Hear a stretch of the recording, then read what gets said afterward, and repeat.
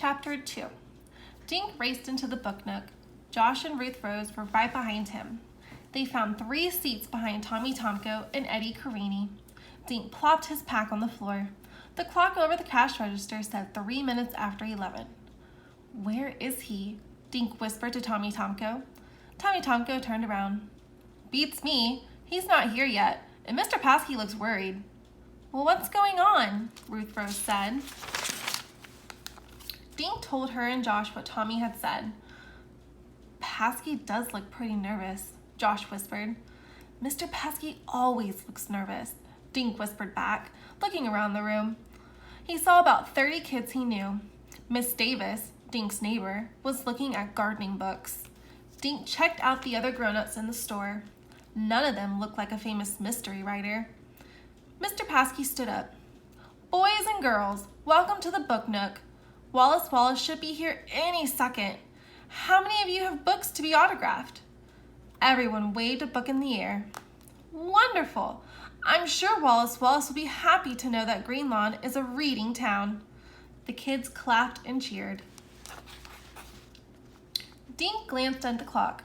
11:05. He swallowed, trying to stay calm.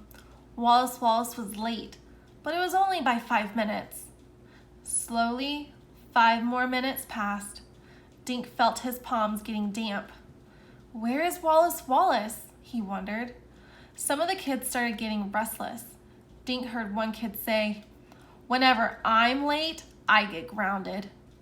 "So where is he?" Josh asked. Ruth Rose looked at her watch.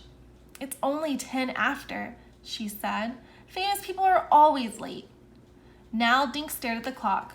The big hand jerked forward, paused, then wobbled forward again. At 11:15, Mr. Paskey stood up again. "I don't understand why Wallace Wallace is late," he said. Dink noticed that his bald head was shiny with sweat. His bow tie was getting a workout.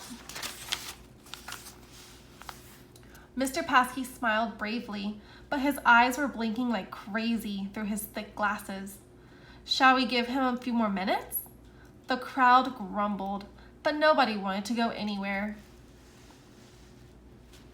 Ruth Rose started to read her book. Josh opened his sketch pad and began drawing Mr. Paskey. Dink turned and stared at the door. He mentally ordered Wallace Wallace to walk through it. "You have to come," thought Dink. Ever since he had received Wallace Wallace's letter, he thought about only one thing: meeting him today. Suddenly, Dink felt his heart skip a beat. The letter! "Short of being kidnapped," the letter said, "nothing will stop me from coming." Kidnapped! Dink shook himself.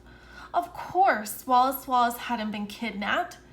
Mr. Paskey stood again, but this time he wasn't smiling. "I'm sorry, kids," he said, "but Wallace Wallace doesn't seem to be coming after all." The kids groaned. They got up, scraping their chairs and bumping knees. Mr. Paskey apologized to them as they crowded past, heading for the door. "I've read every single one of his books," Dink heard Amy Fowler tell another girl.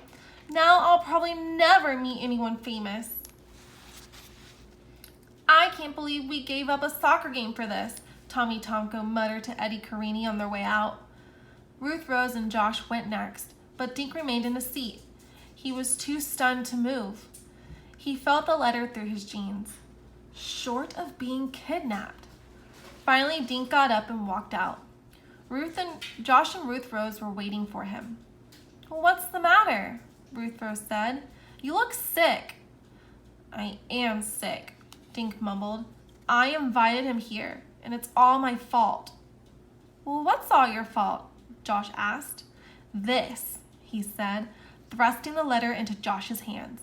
"Wallace Wallace has been kidnapped."